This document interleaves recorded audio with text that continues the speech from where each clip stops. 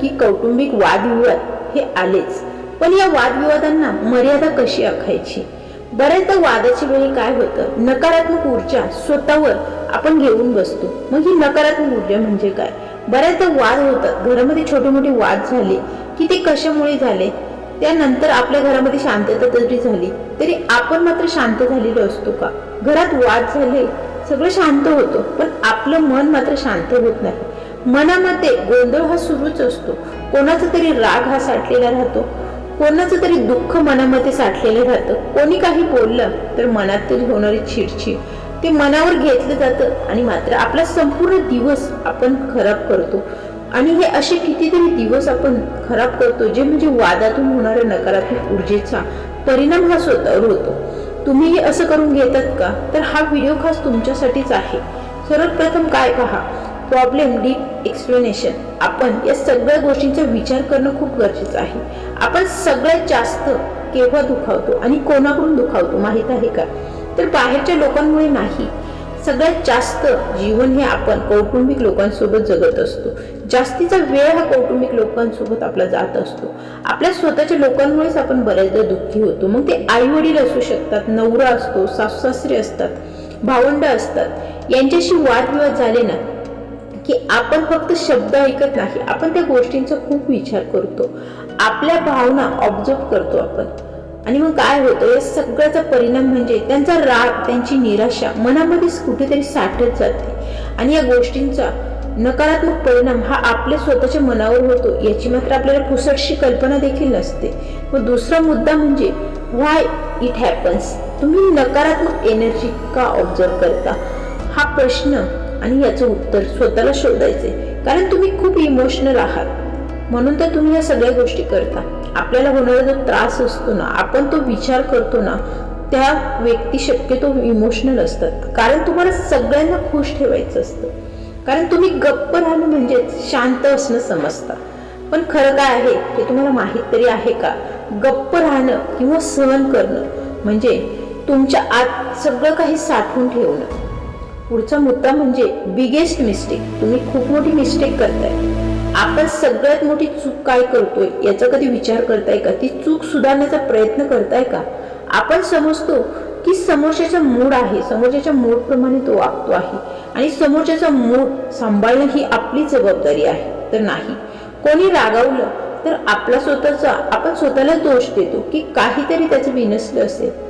पण सत्य हे आहे, प्रत्येक जण त्याच्या भावना हा स्वतःसाठीच जबाबदार आहे, हे त्याला समजलेच पाहिजे.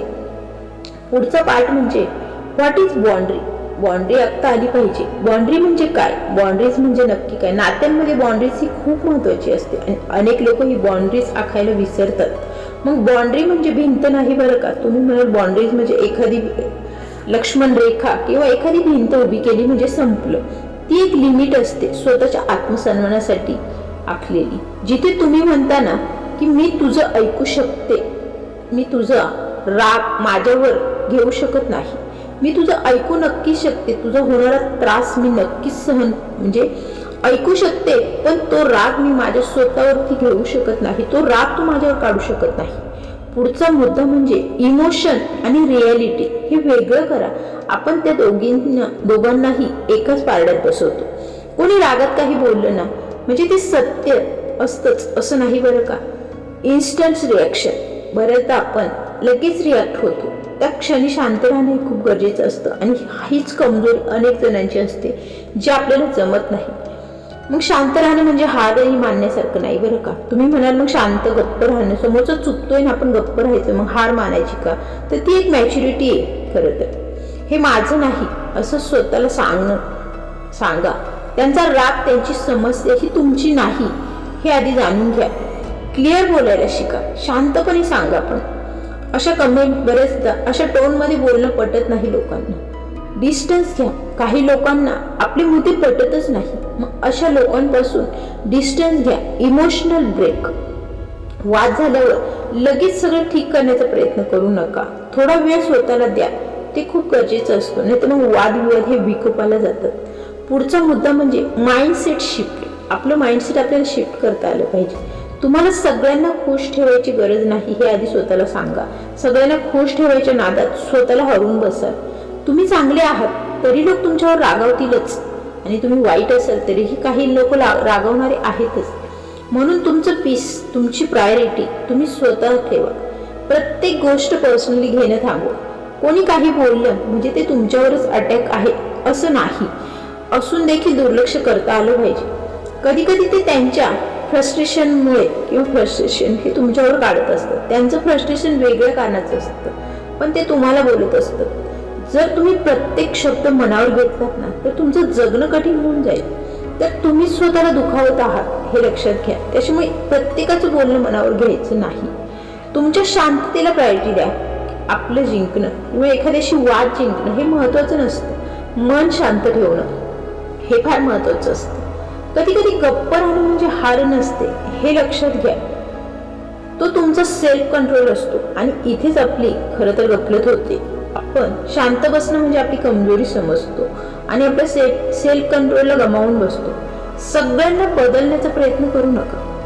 तुम्ही कितीही एक्सप्लेन केलं ना तरी लोक बदलणार नाहीत. काही लोक आहे असेच राहतात. स्ट्रॉंग व्यक्ती पहा त्याच असतात जे लोकांना बदलण्याऐवजी स्वतःची रिॲक्शन बदलतात. ते इतरांच्या नादाला लागत नाही. इमोशनल लिमिट ओळखा. तुम्ही किती सहन करू शकता याची देखील एक मर्यादा असते. नाही तर आले नशिबा मग आपल्याला आता ते भोगायचीच आहेत हा विचार करून तर जगलात ना तर स्वतःच अस्तित्व गमावून बसणार. त्या मर्यादा पलीकडे गेल्यावर तुम्ही स्वतःचं नुकसान करत आहात हे लक्षात घ्या.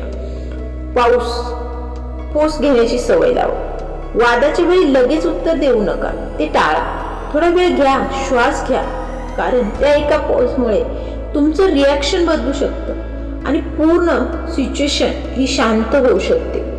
तुमची व्हॅल्यू स्वतः ठरवा.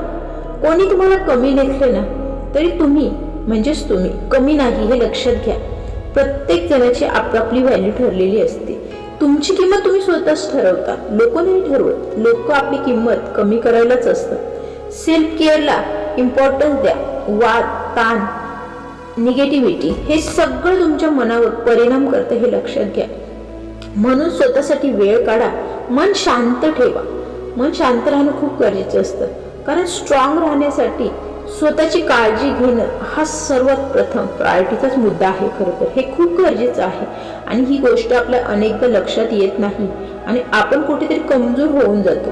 जर तुम्ही हे सगळं समजून घेतलं ना तर तुम्ही फक्त वाद हँडल करणं नाही तर स्वतःला देखील वाचवायला शिकाल, स्वतःला सेव्ह करायला शिकाल. त्यामुळे एक गोष्ट नेहमी लक्षात ठेवा, तुम्ही डिस्टर्बिंग नाही. जिथे सगळ्यांची निगेटिव्हिटी येऊन पडेल तिथेच तुम्ही स्वतःवरती अन्याय करताय.